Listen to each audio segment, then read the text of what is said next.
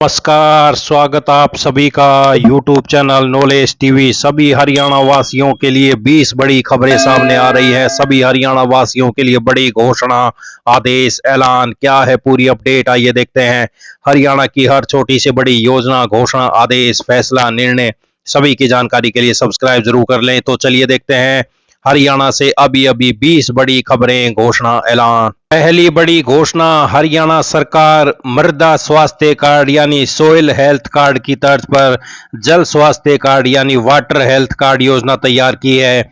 इसमें सभी करीब 8 लाख ट्यूबवेलों के पानी की जांच होगी।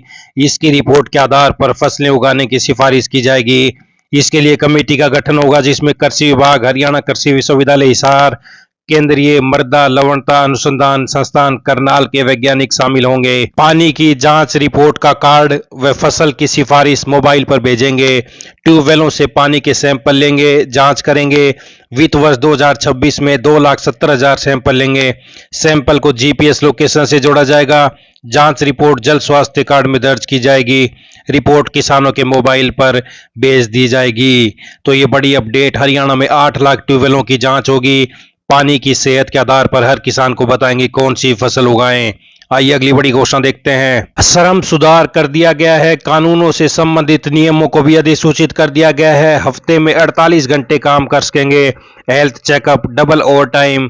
तो नए कानूनों से कर्मियों को होंगे ये लाभ। नए नियमों के अनुसार किसी भी कर्मचारी से सप्ताह में अधिकतम 48 घंटे तक ही काम कराया जा सकेगा। सप्ताह में एक अवकाश अनिवार्य रूप से देना होगा। अगर वह 8 घंटे से ज्यादा कार्य करता है तो सामान्य वेतन से दोगुना भुगतान करना होगा। किसी भी कर्मी के मूल वेतन और महंगाई भत्ते को मिलाकर कुल वेतन का कम से कम 50% होना अनिवार्य होगा। सभी श्रेणियों के कामगारों के लिए न्यूनतम वेतन का अधिकार। 1 वर्ष के रोजगार के बाद निश्चित अवधि के कर्मचारियों के लिए ग्रेजुएटी देनी होगी।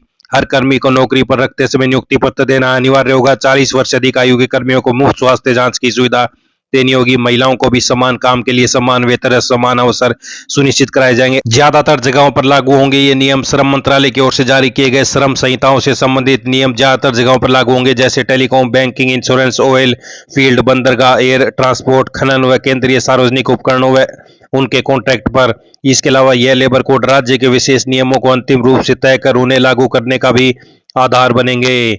तो ये बड़ी अपडेट। गिग वर्कर को भी मिलेगी सामाजिक सुरक्षा। श्रम मंत्रालय की ओर सामाजिक सुरक्षा संहिता 2020 के जरिए गिग वर्कर के लिए भी कल्याणकारी योजनाएं बनाई जा सकेंगी। इनमें एक्सीडेंट हेल्थ कवर के साथ मैटरनिटी सुविधाएं, लाइफ व डिसेबिलिटी कवर भी मिल सकेगा। इसके जरिए फूड डिलीवरी करने वाले, राइड हेलिंग ड्राइवर और ई कॉमर्स लॉजिस्टिक बिजनेस से जुड़े कामगारों को लाभ मिल सकेगा। अब पीएफ का पैसा निकालने के लिए दफ्तरों के चक्कर नहीं काटने होंगे। ईपीएफओ मई के अंत तक एटीएम और यूपीआई के जरिए फंड निकालने की सुविधा शुरू करने जा रहा है। ईपीएफओ 3 पहल के तहत 7.8 करोड़ सब्सक्राइबर को बिना किसी कागजी कार्रवाई के फंड तक फौरन पहुंच मिलेगी। ये सिस्टम 2026 के मध्य तक पूरी तरह से लागू हो जाएगा। इसके बाद पीएफ से जुड़ी सभी प्रक्रियाएं यूजर फ्रेंडली हो जाएंगी। इसमें ऑटो क्लेम सेटलमेंट और कर्मचारी की पसंद के बैंक खाते में निर्बाध फंड ट्रांसफर जैसे फीचर शामिल हैं। एटीएम और यूपीआई का विकल्प मिलने से पीएफ खाता धारकों को दफ्तर जाने की जरूरत नहीं पड़ेगी। तो ये कैसे काम करेगा, पीएफ खाते से कितना पैसा निकाल सकेंगे। ईपीएफओ एटीएम या यूपीआई के जरिए निकासी की सीमा तय करने जा रहा है। इसके तहत ग्राहक अपने पीएफ खाते में जमा कुल राशि का अधिकतम 50% निकाल पाएंगे। एटीएम यूपीआई से पीएफ निकासी कैसे काम करेगी। ईपीएफओ सब्सक्राइबर को विशेष एटीएम कार्ड जारी करने की योजना है। ये कार्ड सीधे सदस्यों के पीएफ खातों से लिंक होंगे। वे किसी भी एटीएम से नकदी निकाल सकेंगे। आसान निकासी की सुविधा क्या सभी को मिलेगी। एटीएम यूपीआई से निकासी की कुछ शर्तें होंगी। सदस्य का यूएएन नंबर एक्टिव होना जरूरी है।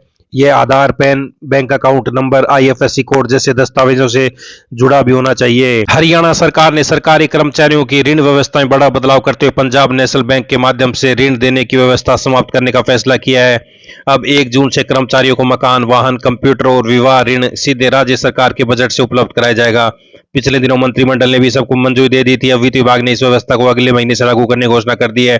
सरकार ने वर्ष 2016 में इन श्रेणियों का पोर्टफोलियो पीएनबी को सौंप दिया था। इसके बाद लगभग 10 वर्षों तक कर्मचारियों को बैंक के जरिए ऋण मिलता रहा। अब वित्त विभाग ने इस व्यवस्था को समाप्त कर दिया है। तो कर्मियों को बैंक नहीं, सरकार देगी ऋण।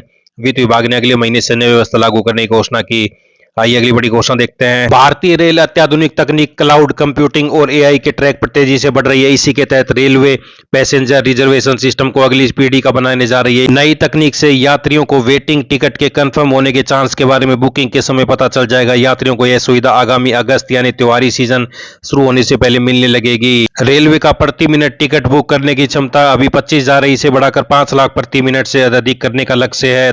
दलालों पर अंकुश लगेगा तो टिकट बुकिंग में सर्वर हैंग नहीं होगा।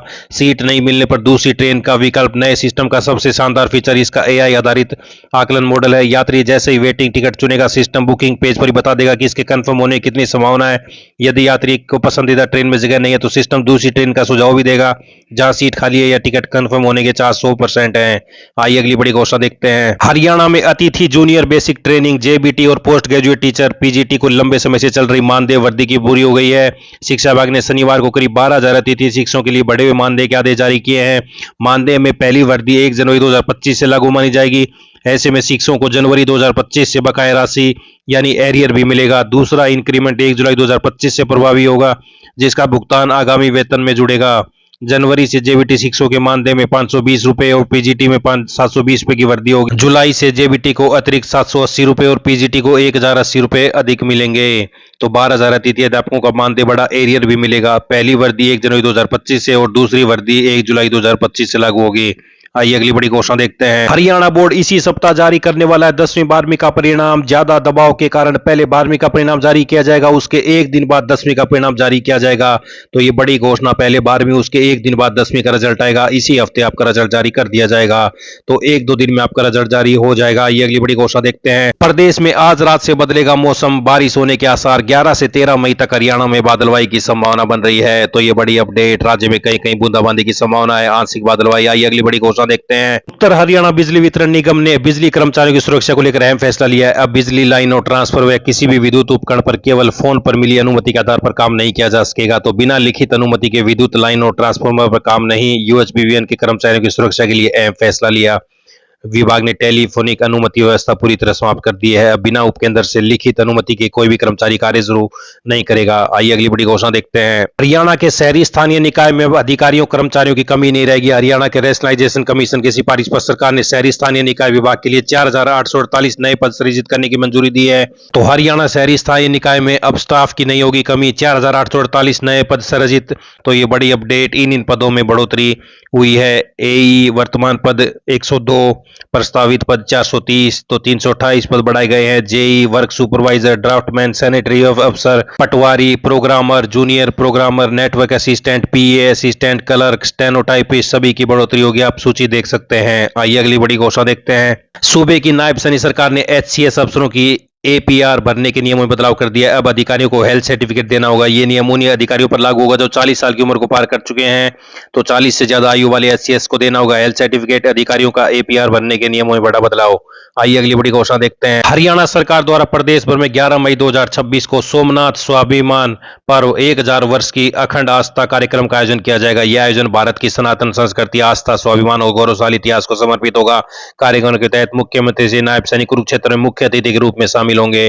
तो ये बड़ी अपडेट। आइए अगली बड़ी घोषणा देखते हैं। कृषि एवं किसान कल्याण मंत्री ने बताया कि राज्य सरकार ने आगामी रबी सीजन के लिए किसानों को समय पर प्रमाणित गेहूं बीज उपलब्ध कराने हेतु अग्रिम तैयारियां शुरू कर दी हैं। हाई पावर्ड परचेज कमेटी की बैठक की अध्यक्षता करने के बाद उन्होंने बताया कि बीज पैकिंग के लिए करीब 4 करोड़ की लागत से एचडीपी व जूट बैग खरीद को मंजूरी दी गई ताकि प्रोसेसिंग और वितरण में कोई देरी न हो।